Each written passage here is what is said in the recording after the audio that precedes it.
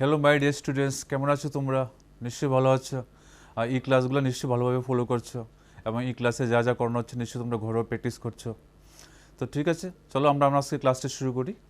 তো আমরা অলরেডি একটা চ্যাপ্টার আমাদের হয়ে গেছে ক্লাস 8-এর, চ্যাপ্টার 6, বর্গ ও বর্গমূল, that is square and square roots. এটা আমাদের অলরেডি হয়ে গেছে। আজকে আমরা এটা রিভিশন ক্লাস হিসেবে নিচ্ছি বা করাচ্ছি। তো এখানে আমরা এটা সেকেন্ড ক্লাসও বলতে পারো অথবা রিভিশন ক্লাসও বলতে পারো। তো ওই চ্যাপ্টারে আজকে আমরা কি দুইটা পার্টে ভাগ করে আমরা করব। আজকে আমরা স্পেশালি বর্গ নিয়ে আলোচনা করব। বর্গ কীভাবে করতে হয়, বর্গের কী কী ধর্ম আছে, মানে what are the properties of square, এগুলো আমরা আলোচনা করব। তারপর ওই বর্গ নিয়ে আমরা কিছু ট্রিক শিখব, কীভাবে খুব শর্টলি খুব তাড়াতাড়ি আমরা স্কোয়ার করে নিতে পারি, কিছু মেথডও শিখব। তো নেক্সট ডেটে আমরা কি বর্গমূল নিয়ে আলোচনা করব। তো আজকে আমি স্পেশালি তোমাদের সঙ্গে বর্গ নিয়ে আলোচনা করব এবং বর্গের উপরে আমরা কি ডিফারেন্ট টাইপের কোশ্চেন্স এবং ডিফারেন্ট টাইপের সলিউশন আমরা করব। ওকে, তো চলো আমরা ক্লাসটা শুরু করি। বর্গ,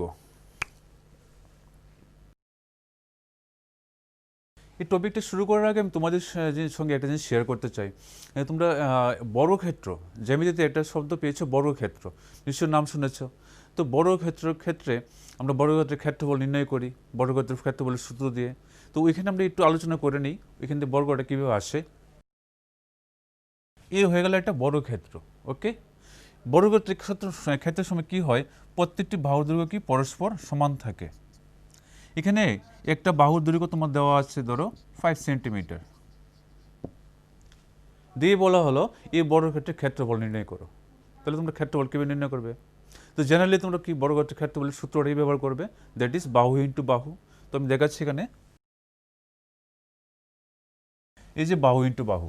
তো বাহু ইন্টু বাহুকে আমরা অন্যভাবেও লিখতে পারি, এইভাবেও লেখা যায়।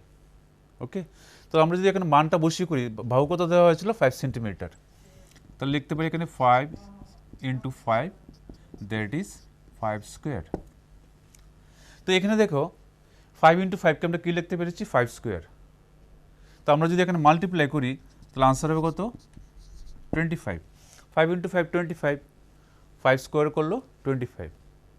তো এখানে ক্ষেত্রফলটা যখন বার করেছি আমরা কিন্তু একই রাশিকে দুইবার ইন্টু করেছি, মানে বর্গক্ষেত্রের বাহুটাকে আমরা কি 2 টাইমস মাল্টিপ্লাই করেছি, অর্থাৎ 5-এর সঙ্গে কি 5 মাল্টিপ্লাই করেছি। তাহলে আমরা যদি বর্গর কথাবার্তাটা বুঝতে চাই, বর্গ কথার অর্থ হচ্ছে যখন কোনো একটা রাশিকে ওই রাশি দিয়ে গুণ করা হয় তখন যা আমরা পাই এটা হচ্ছে তোমার বর্গ। তুমি যদি ধরো 10-এর সঙ্গে যদি 10ই মাল্টিপ্লাই করো তখন এটাকে বলা হয় বর্গ। ওকে, তো এই ক্ষেত্রে বর্গ বলতে স্কোয়ার বলতে the number and its product, that is the product of the number and itself, that is called square. তো আমরা স্কোয়ার এবং বর্গ এভাবেই আমরা করব। এবার যে কোনো সংখ্যা তোমার দেওয়া থাকতে পারে, ধরো 15, 50, 75, 80, 90, এগুলো বর্গ নির্ণয় করো। তো জেনারেলি কী করবো, যদি 75 বলা হয় তোমরা 75 ইন্টু 75 ইন্টু করে নেবে, যা হবে দ্যাট ইজ দ্য আনসার। তো এগুলো হচ্ছে খুব ইজি পার্ট।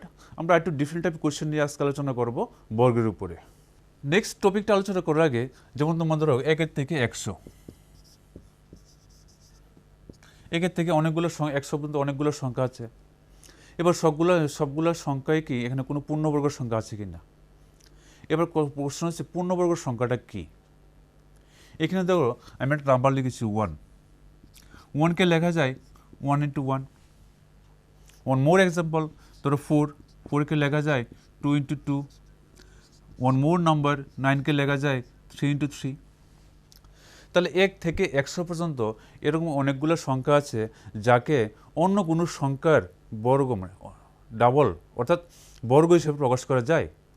যেমন 9কে লেখা যায় 3 ইন্টু 3, 4কে লেখা যায় 2 ইন্টু 2, 1কে লেখা যায় 1 ইন্টু 1। তাহলে বলো তো 1 থেকে 100 পর্যন্ত আর কী কী সংখ্যা আছে যাকে অন্য কোনো সংখ্যার বর্গ হিসেবে লেখা যায়। যেমন 25, 16 আছে, 25 আছে, 36 আছে, এইভাবে অনেকগুলো সংখ্যা তোমার আছে যাকে অন্য কোনো সংখ্যার বর্গ হিসেবে লেখা যায়। তো যেই সংখ্যাকে অন্য কোনো সংখ্যার বর্গ হিসেবে লেখা যায় তাকে বলা হয় পূর্ণবর্গ সংখ্যা। ওকে, তো পূর্ণবর্গ সংখ্যার জন্য আমরা কতগুলো ধর্ম শিখব, যে পূর্ণবর্গ সংখ্যার ক্ষেত্রে কী কী ধর্ম আমরা ব্যবহার করতে পারি।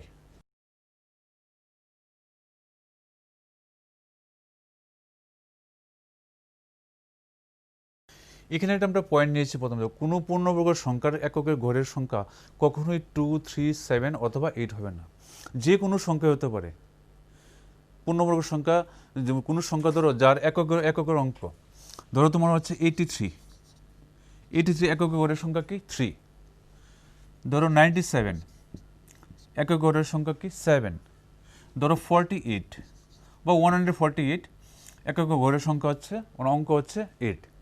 তো কোনো সংখ্যার এককে গড়ের, এই এককে গড়ের অঙ্কটা যদি এখানে 2, 3, 7, 8 হয়, তাহলে ধরে নেবে এই সংখ্যাটা কোনো দিন বা কখনোই পূর্ণবর্গ সংখ্যা হবে না, দ্যাট ইজ 100%। তাহলে বাকি যে সংখ্যাগুলো আছে ওইগুলো থাকলে কি সবসময় হবে? না, সবসময় হবে না, বাকি সংখ্যাগুলো থাকলে হবে, বাট সবসময় যে হবে এরকম কোনো কথা নেই, কিন্তু এগুলো থাকলে কোনোদিন পূর্ণবর্গ সংখ্যা হবে না। ওকে, এটা হচ্ছে ফার্স্ট প্রপার্টি।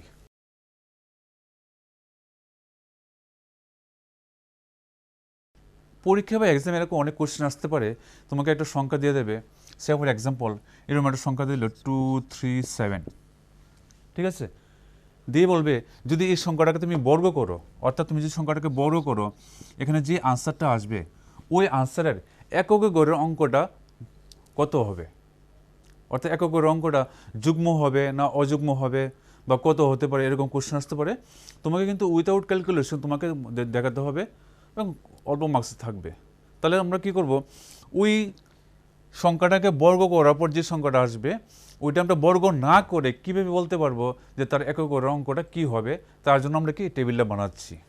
সাধারণত কোনো সংখ্যার একক গড়ের অঙ্ক যদি 0 হয়, তাহলে ওই সংখ্যাটাকে বর্গ করলে তার একক গড়ের অঙ্ক 0ই হবে। যদি 1 হয়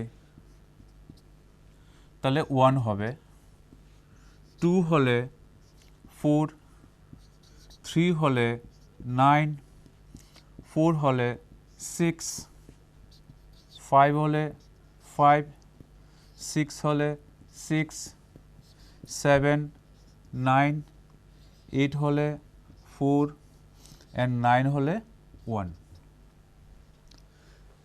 এবার প্রশ্ন হচ্ছে আমি কীভাবে লিখলাম। কোনো সংখ্যার একক গড়ের অঙ্ক যদি এই সংখ্যাগুলো থাকে, ওই সংখ্যাটাকে বড় করলে ওদের একক গড়ে এরকম সংখ্যা হবে। তাহলে এই ক্ষেত্রে দেখো এটা একটা সেম রয়ে গেছে,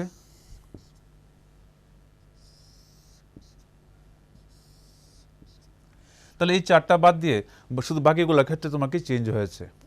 তাহলে বাকিগুলো চেঞ্জ কীভাবে হয়েছে আমি জাস্ট একটা এক্সাম্পল দেখাচ্ছি। ধরো আমি নিলাম এখানে 292 একটা সংখ্যা, আমরা এটা বর্গ করব। কি করব? বর্গ, দ্যাট ইজ 292 এরকম। তাহলে 292 ইন্টু 292, আমরা পুরোটা ইন্টু করব না, জাস্ট তাদের যে এককে গড়ের অঙ্কটা আছে এই দুইটা যদি আমরা ইন্টু করি, তাহলে 2 ইন্টু 2 ইকুয়াল টু 4। তাহলে 292 এবং 292 মাল্টিপ্লাই করার পর যে আনসারটা আসবে তার একক গড়ের অঙ্ক 4ই হবে। তার জন্য আমি লিখেছি 2 এর সময় 4। তো এইভাবে বাকি যে সংখ্যাগুলো আছে তাদের অ্যাকর্ডিংয়ে ওই স্কোয়ার করলে কী হবে, এই টেবিলে তোমরা ঘরেতে স্টাডি করবে, প্র্যাকটিস করবে এবং নিজেরই তোমরা তৈরি করতে পারবে। ওকে, আমি যাচ্ছি নেক্সট প্রপার্টিতে।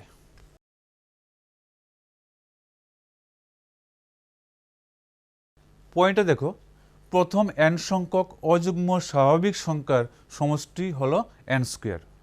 এখানে n সংখ্যা বলতে 5টা হতে পারে, 10টা হতে পারে, 15টা হতে পারে, যতটি হোক, আমরা n সংখ্যা বলতে যতটা থাকবে। তাহলে কী হতে হবে? অযুগ্ম স্বাভাবিক সংখ্যা, that is odd natural numbers. The sum of first odd natural নাম্বারসে যদি হয়, এরকম ক্ষেত্রে আমরা কীভাবে বর্গটা দেখাবো। তাহলে এখানে আমি একটা এক্সাম্পল নিয়ে নিচ্ছি।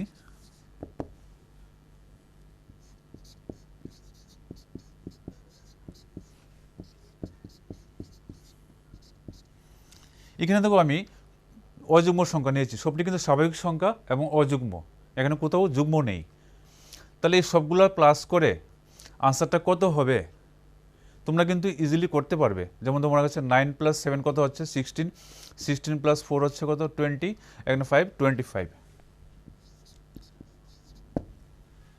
এবার এখানে কয়টা সংখ্যা আছে? 5টা, 25 পেয়েছো।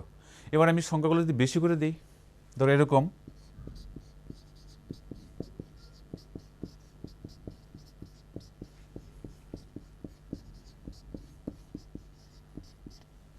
এরকম অনেক সংখ্যা নিয়েছি। এখানে কটা নিয়েছি 1 2 3 4 5 6 7 8, 8টা নিয়েছি। তো এই ক্ষেত্রে আমরা কি সবগুলো এটার জন্য প্লাস করেছি, প্লাস করবো না, জাস্ট 8টা সংখ্যা হয়েছে, আমরা কি করবো 8 স্কোয়ার করে দেবো। কি করবো 8 স্কোয়ার, 8 স্কোয়ার কত হয় 64। That means within few seconds you can solve this answer. এখানে তোমার কোনো প্লাস করতে হয়েছে, কিছু করতে হয়নি। That is the property. যতগুলো সংখ্যা তুমি এখানে অ্যাড করেছো, এই সংখ্যার নাম্বারটাকে বর্গ করে দাও, that will be the answer. যেমন এখানে 25 পেয়েছিলাম, তাহলে আমি এবারে বুঝাচ্ছি প্রথমটা কীভাবে এসেছে। এখানে আমরা কয়টার সংখ্যা নিয়েছি 1 2 3 4 5, তাহলে আনসার কত হবে 5 স্কোয়ার, আর 5 স্কোয়ার ইকুয়াল টু 25। তো দ্যাট ইজ দ্য প্রপার্টি। তোমরা যদি প্রপার্টি জানো তাহলে তোমাদের কাছে অনেক সলিউশন বা ক্যালকুলেশন খুব ইজিলি হয়ে যাবে। ওকে, গোয়িং টু নেক্সট পয়েন্ট।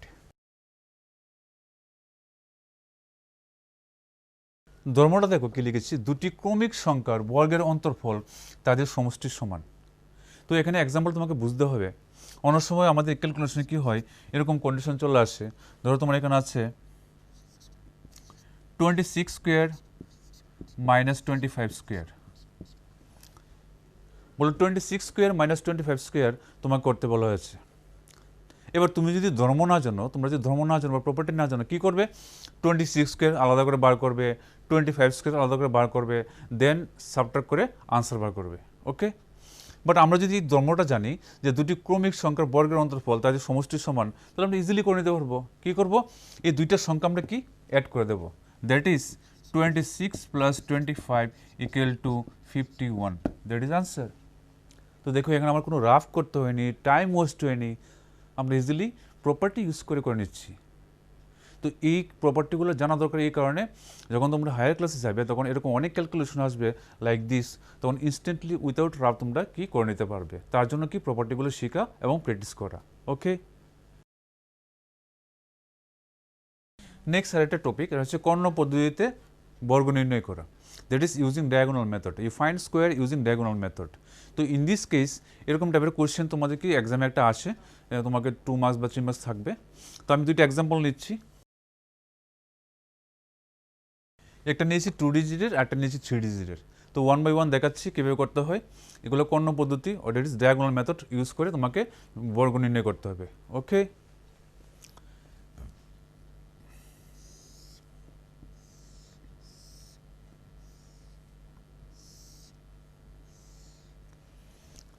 যেহেতু 2 ডিজিট নাম্বার, আমরা কী করবো দুইটা করে স্কোয়ার নেব, এদিকে দুইটা এদিকে দুইটা।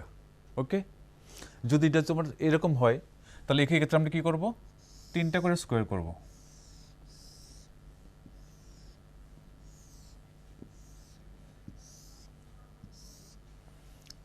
এক্ষেত্রে নিয়েছি 3টা, এখানে নিয়েছি 2টা, কারণ এটা 3 ডিজিট নাম্বার, এটা হচ্ছে 2 ডিজিট নাম্বার।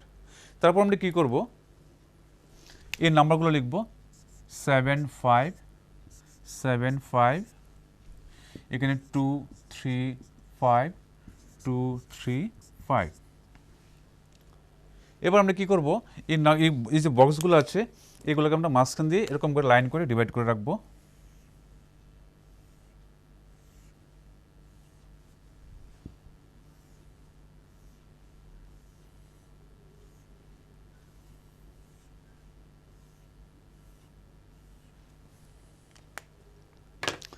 এখান দেখো এই 7 ইন্টু 7 করবো আমরা, 7 ইন্টু 7 করলে কত হয় 49। তাহলে এখানে লিখবো 4, এখানে 9। এবার 7 into 5 35, here is 3, here is 5, 7 দিয়ে কমপ্লিট হয়ে গেল। এবার করো 5 দিয়ে, 5 ইন্টু 7 35, 3 5, 5 ইন্টু 5 25। সিমিলারলি তোমরা এখানে লিখবে 2 ইন্টু 2 4।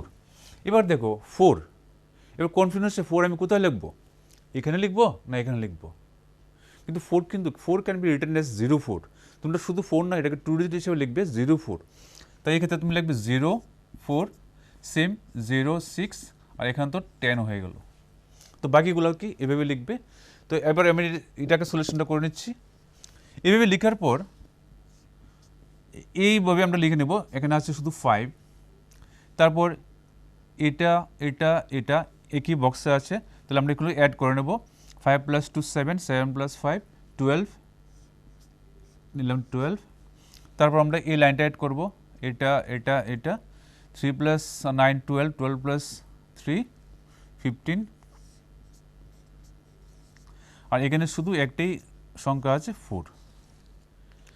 এভাবে লেখার পর আমরা এইভাবে আন্ডারলাইন করব। আন্ডারলাইন করে দেখবো এখানে কিছু আছে কিনা। এখানে কিছু নেই, মানে জিরো আছে। তো এই জিরো এখানে এসে প্লাস হওয়া আর না হওয়া সেম জিনিস, তাই আমরা লিখতে লাগবে না। নেক্সট আমরা এখানে আন্ডারলাইন করব। আর আন্ডারলাইন করার পর যে ডিজিটটা থাকবে, যে অঙ্কটা থাকবে, এটা সে কি ওইখানে চলে এসে প্লাস হয়ে যাবে, +1, তাহলে হয়ে গেল 16। এবার এখানে 6 আন্ডারলাইন হয়ে গেল। এই 1 চলে যাবে কি ওইখানে 4-এর সঙ্গে, এখানে প্লাস হয়ে যাবে 5, এবং 5 আন্ডারলাইন করে দিয়েছি। এখানে এই প্রত্যেকটি আন্ডারলাইন করা যে অঙ্কগুলো আছে সবগুলোকে আমরা এট এ টাইম কি লিখে দেবো, যেই সংখ্যাটা হবে এটা হয়ে যাবে 75-এর স্কোয়ার। তাহলে আমরা কি লিখতে পারি, 75 স্কোয়ার ইকুয়াল টু, প্রথমে কি আছে 5, 6, 2, 5, 5, 6, 2, 5, দিস ইজ দ্য আনসার। তো এইভাবে করাকে বলা হয় কর্ণ পদ্ধতিতে বর্গ করা, অর ইউজিং ডায়াগোনাল মেথড। তো হোপ বাকি যেটা আছে তোমরা এটা অ্যাজ এ হোমওয়ার্ক তোমরা ঘরে প্র্যাকটিস করবে, নিজেরা তৈরি করবে আনসারটা। ওকে, গোয়িং টু নেক্সট কোয়েশ্চেন। এবার তোমরা এটা সূত্র পেয়েছো, পিথাগোরাসের সূত্র মনে আছে, দেখো পিথাগোরাস সূত্র অতিভুজ স্কোয়ার সমান সমান লম্ব স্কোয়ার প্লাস ভূমি স্কোয়ার। ওকে, আচ্ছা ঠিক আছে। এখানে পিথাগোরাস সূত্র থেকে আমরা একটা পিথাগোরাসের ত্রয়ী পেয়েছো। যে ত্রয়ী বলতে কী বোঝায়, তিনটা সংখ্যা নিয়ে নেব এবং তিনটা সংখ্যা নিয়ে সবচেয়ে বড় যে সংখ্যাটা আছে ওইটার বর্গ বার করব, আর বাকি যে ছোটো দুটো সংখ্যা আছে তাদেরও বর্গ করব, বর্গ করে সমষ্টি করব। সমষ্টি করে দেখব ওই আনসারটা বড় যে সংখ্যাটা ছিল তার বর্গের সঙ্গে মিলে কিনা। ফর এক্সাম্পল আমি নিচ্ছি এখানে, ধরো 2, 3, 5, আমি তিনটা সংখ্যা নিয়েছি। ওকে, তো বেটার হবে we take 3, 4, 5, এখানে সবচেয়ে বড় কোনটা, এটা। তাহলে 5 স্কোয়ার কত হলো 25, এখানে 4 স্কোয়ার করলে কত হয় 16, এখানে 3 স্কোয়ার করলে কত হয় 9। তো আমি বলেছিলাম যদি ছোট যে সংখ্যা দুটো আছে তাদের বর্গের সমষ্টি, মানে এটা আর এটা প্লাস করে কত আসে 25, এবং এই সমষ্টি যদি ওই বড় সংখ্যার বর্গের সঙ্গে মিলে তখন এই তিনটা সংখ্যাকে বলা হয় পিথাগোরাসের ত্রয়ী। হোয়াট, পিথাগোরাসের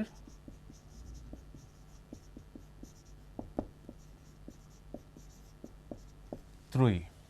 ওকে, এবার এক্সামে তোমাকে কোশ্চেন আসবে, তোমার পিথাগোরাসের ত্রয়ীর মধ্যে তিনটা সংখ্যার মধ্যে যে কোনো একটা তোমাকে দিয়ে দেবে। যদি যে কোনো একটা দিয়ে দেয় তাহলে বাকি দুইটা তুমি বার করবে। তো বাকি দুইটা বার করার জন্য আমরা কি ওই বর্গটা কাজে লাগাবো। ওকে,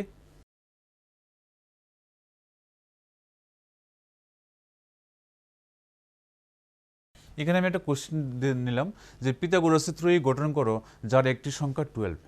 এখানে একটি সংখ্যা কি 12 দেওয়া আছে, তাহলে বাকি দুইটি সংখ্যা কি হবে, এবং দুইটি সংখ্যা এরকম হতে হবে যেন এটা একটা ত্রয়ী হয়। Okay, that is a triplet, Pythagoras triplet হতে হবে। এবার দেখো তোমরা পড়েছিলে যে পিথাগোরাসের ত্রয়ী বানানোর জন্য পার্টিকুলার একটা ফর্ম আছে, একটা ফর্ম্যাট আছে। ফর্ম্যাটটা হচ্ছে, এই দুইটা পয়েন্ট একটু ভালো করে বুঝো। পিথাগোরাসের ত্রয়ী বানানোর জন্য তোমাকে যে সংখ্যাটা দেওয়া থাকবে এই সংখ্যাটা কিন্তু যুগ্ম হতে পারে, অযুগ্ম হতে পারে। Here I have taken 12, that is even number, but sometime it may be given as odd number, that is 13 or 15, like this way. তাহলে তোমরা কীভাবে করবে? তো এখানে দেখো যুগ্ম সংখ্যা যদি দেওয়া থাকে তাহলে তোমরা কি এই ফর্ম্যাটটা ইউজ করবে, আর যদি অযুগ্ম সংখ্যা দেওয়া থাকে ধরো 15 দিয়ে দিল বা 5 দিয়ে দিল তাহলে তোমরা এই ফর্ম্যাটটা ইউজ করবে। তো আমরা যে এক্সাম্পলটা নিয়েছি তাহলে এখানের মধ্যে পিথাগোরাস ত্রয়ী গঠন করো যার একটি সংখ্যা 12, আমাদের কিন্তু 12 নিয়েছি, তার মানে আমরা কোন ফর্ম্যাটটা ইউজ করব, দিস ওয়ান, বিকজ 12 একটা যুগ্ম সংখ্যা। ক্লিয়ার? তাহলে আমি নিচের পার্টটা মুছে নিচ্ছি।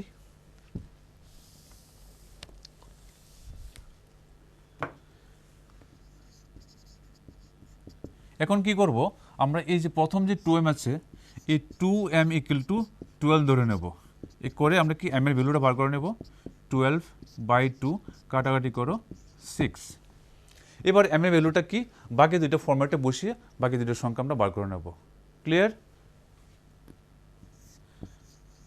তো m² - 1, 6² - 1, 36 - 1, 35। or m square plus 1, 6 square plus 1, 36 plus 1, that is 37. Therefore 12, 35, 37. আমি একটা ডিফারেন্ট কালার ইউজ করছি এই কারণে এই 12টাকে আমাদের কোশ্চেন দেওয়া ছিল আর এই দুইটার সংখ্যাকে আমরা পেয়েছি। এবার তোমরা যদি 37 স্কোয়ার করে যদি দেখো যে আনসারটা হবে এই দুইটা স্কোয়ার করলে প্লাস করলে সেম আনসার হবে। That is you can say 12, 35, 37 is a পিথাগোরাসের ত্রয়ী। এখানে এই দুইটা আমাদের কি মিসিং ছিল, আমরা দুইটা কি এই ফর্ম্যাটটা ব্যবহার করে বার করেছি। তো বার করার সময় কি আমরা কি বর্গ কিন্তু করেছি, তাহলে বর্গটা আমরা কাজে লাগিয়েছি। তাহলে বর্গের বিভিন্ন জায়গায় কি অ্যাপ্লিকেশন আছে, ইউজ আছে, এগুলো বর্গ যদি ভালো করে না করো তাহলে তোমরা কি ওই নেক্সট যেখানে ইউজ হবে অ্যাপ্লিকেশন হবে ওখানে ঠিকভাবে করতে পারবে না। ওকে, নেক্সট টপিক। এখন বর্গ নিয়ে আমরা কিছু ট্রিক শিখব, অর্থাৎ without calculation, just mind calculation use করে আমরা কীভাবে বর্গ করে নেব। ঠিক আছে, তো আমি কয়েকটা এক্সাম্পল দেখাচ্ছি এখানে।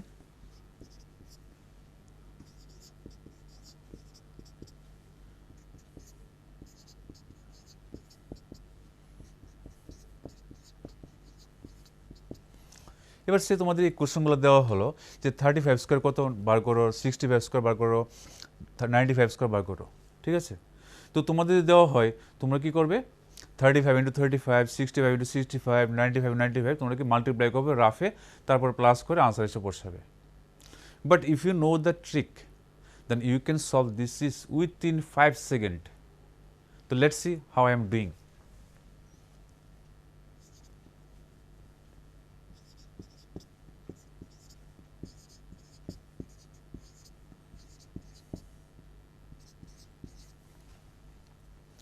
এখানে আমি 35 স্কোয়ার করেছি 1225, 65 করেছি 4225, 95 করেছি 9025। দ্যাট মিনস এই ট্রিকটা হচ্ছে এখানে যে ট্রিকটা ব্যবহার করছি যে সংখ্যার পেছনে 5 থাকবে। Say one more example, that is 75 square, এটা হবে তোমার 5625। তো আমি এখানে রাফ করলাম না, কিছু ক্যালকুলেশন করলাম না, জাস্ট আনসার বলে দিয়েছি। তো দিস ইজ ট্রিক। এগুলো হচ্ছে যদি 5 থাকে কোনো সংখ্যা একের থেকে মানে 2 ডিজিটের মধ্যে, মানে 1 to 100-এর মধ্যে যে সংখ্যাগুলো আছে যেমন 15, 25, 35, 45 লাইক দিস সংখ্যা যদি হয় তো তোমরা ইজিলি করতে পারবে। এবার আমি তোমাদের ট্রিকটা কীভাবে করেছি ওই জিনিসটা তোমাদের বুঝিয়ে দিই। সে ফর একদম 75 স্কোয়ার আমরা বার করেছিলাম। এখানে আমরা কী করবো 75-এর মধ্যে এই যে 5 যেটা আছে আমরা কী করবো প্রথম 5-এর বর্গ করে নেব। তো 5-এর বর্গ করলে কত হয় 25। এখানে যে 7টা আছে এই 7-এর সঙ্গে আমরা কি করব +1 করে নেব, তাহলে হবে 8। এই 8টা আমরা কি এই 7-এর সঙ্গে ইন্টু করব, অর্থাৎ এখানে যে সংখ্যাটা থাকে এর পরের সংখ্যাটা নিয়ে এটার সঙ্গে ইন্টু করে নেব। তো 7-এর পরে কি আসে 8, 8 ইন্টু 7 করলে কী হয় 56। তাহলে 5625 তুমি লিখে দাও, এখানে আসবে 56, এই দুইটা যদি লিখে দাও 5625, তা হয়ে গেল কি আনসার। আমি আরেকটা এক্সাম্পল দেখাচ্ছি এখানের মধ্যে তোমাদের আরও ক্লিয়ারিফিকেশনের জন্য। ধরো আমি নিলাম 85 স্কোয়ার, আনসার কীভাবে লিখবো? তো প্রথম বলেছিলাম কি এই 5-এর স্কোয়ার লিখবো। 5-এর স্কোয়ার কত হয় 25, আর এখানে কি সংখ্যা আছে 8 এবং এর পরবর্তী সংখ্যা কি আছে 9। তাহলে 8 আর 9 আমরা কি ইন্টু করবো। তো 8 ইন্টু 9 কত হয় 72। You write here 72। তো 7225 is the square of 85, answer. তো এগুলো হচ্ছে ট্রিক, এগুলো এক্সামে তোমার আনসার লেখার জন্য না, এগুলো বিভিন্ন কম্পিটিটিভ এক্সাম যখন যাবে তোমাদের সময় থাকবে কম, কিন্তু এই ক্যালকুলেশনগুলো তোমাদের করতে হবে ওই অল্প সময়ের মধ্যে, তখন তোমরা এই ট্রিকগুলো ইউজ করতে পারো। এটা হচ্ছে 5-এর জন্য। এবার যদি 5 না থেকে অন্য কোনো নাম্বার থাকে তাহলে কীভাবে করবে? ধরুন 50 স্কোয়ার, এই 50 স্কোয়ারের জন্য কোনো ট্রিকের দরকার নেই, এটা যে কোনো স্টুডেন্টই ইজিলি করতে পারবে। কীভাবে? শুধু 5-এর স্কোয়ার করবে, 5-এর স্কোয়ার হবে কত 25 আর 2টা 0 হবে। তো এটার জন্য কোনো ট্রিকের দরকার নেই। তো ট্রিকের দরকার হবে কখন? ধরো এই নাম্বারটা তোমার হচ্ছে 56 স্কোয়ার, তোমাকে বলো বার করার জন্য বলা হলো, তাহলে তোমরা কীভাবে বার করবে? এখন তো আর এরকম এটার মতো না যে 5 স্কোয়ার করে যা হবে 2টা 0 বসিয়ে দিলাম, তাহলে তো এরকম তো হবে না। তাহলে আমরা 56 স্কোয়ার কী করে বার করবো? ওকে, এখানে দেখো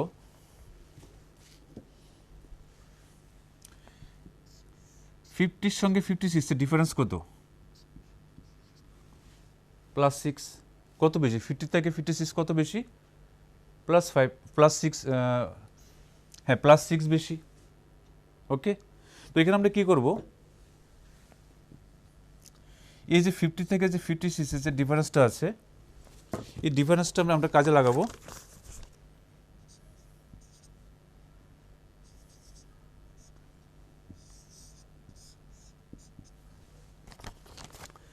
তাহলে 50 থেকে 56 এর ডিফারেন্স হচ্ছে +6। আমরা কি করলাম, +6টা এই 25 এর সঙ্গে প্লাস করে দেবো। তো 25 × +6 কত হয়? 31। আর যে সংখ্যাটা আমরা প্লাস করেছি এই সংখ্যাটা বর্গ করে আমরা এখানে বসিয়ে দেবো। তো 6 এর বর্গ কত হয়? মানে 6 স্কোয়ার 36। তাহলে লিখে দেবো এখানে কি 36। তাহলে এভাবে যদি করি তাহলে 3136 হয়ে গেল তোমার কি 56 এর বর্গ। ওয়ান মোর এক্সাম্পল,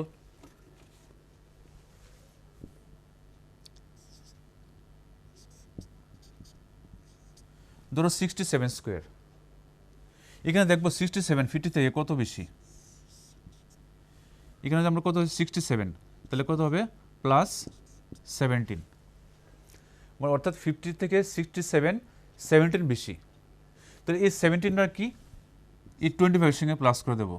তো 25 + 17 কত হয়? 42।